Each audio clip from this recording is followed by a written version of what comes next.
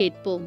நான் பல முறை பெட்டி கடைக்காண்டி ஏறி இறங்காத இடமே இல்லை. சமூக நலத்துறை, நான் டிஎம்எஸ்ஸு எல்லா இடத்துலையும் போய் அப்ளை பண்ணியிருக்கிறேன் கடைக்காண்டி.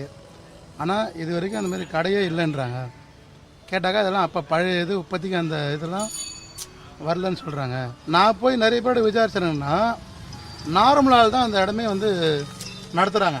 நார்மலால் நடத்தும் போது யார் என்ன ஏதுன்னு விசாரித்தா அதுமாரி பொலிட்டிக்கல் இருக்கிறாங்க, அவங்களுடைய சப்போர்ட் தான் நடத்துகிறாங்க. இது மாற்றுத்திறனாளிக்கு யாருமே சப்போர்ட் அந்தளவுக்கு பண்ணுறதே கிடையாது. நான் போலீஸுன்னு பார்த்தீங்கன்னா கூட அந்தளவுக்கு சப்போர்ட் பண்ணுறதில்ல. நான் எடுந்தான்னுவாங்க. அதுவும் எங்களை மாரி ஆளுங்களை பார்த்தா ரொம்ப இன்னும் ஈஸியாகிடும். எடுக்கிறா இல்லையா மிரட்டுறதுக்கு இன்னும் ரொம்ப இதுவாகிடுது. உதாரணத்துக்கு பார்த்தீங்கன்னா இந்த வண்டியே சில இடத்துல நின்று இருந்தாலே ஏன் நிற்கிறேன் ஓரம் போயா ஓரமாக தான் இருப்போம். நம்ம அதே மாதிரி ஆளுங்களை பார்த்தாலே பிடிக்கிறதில்ல நிறைய பேருக்கு. மாற்றுத்திறனாளிக்கு வந்து ஒரு சப்போர்ட்டே கிடையாது அந்த அளவுக்கு. தலைமைச் செயலகத்துக்கு போகணுன்னு வைங்களேன், லெட்ரு போட்டேன்னு வைங்களேன், ஒரு மாதம் கழிச்சு லெட்ரு வரும் ஒரு ஒயிட் ஸ்லிப்பில், இந்தமாதிரி இங்கே வந்து பாருங்கன்னும். என்ன கடன்லாம் அப்படின்னா ஒன்றும் இல்லையே.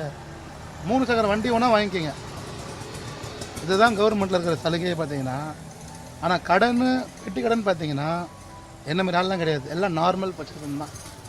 இப்போ நான் வந்து 90% எனக்கு எல்லாமே செய்யணும் கவர்மெண்ட்டில். ஆனால் செய்கிறது கிடையாது. நான் எங்கே இறங்கி போனாலும் தகுந்து தான் போய் ஆகணும். இப்போ என்ன மாதிரி ஆளுங்க அந்த மாதிரி கடை கொடுத்தாங்கன்னா அழகாக ஒரு ஆளை நான் போட்டு வியாபாரம் பண்ணுவேன்.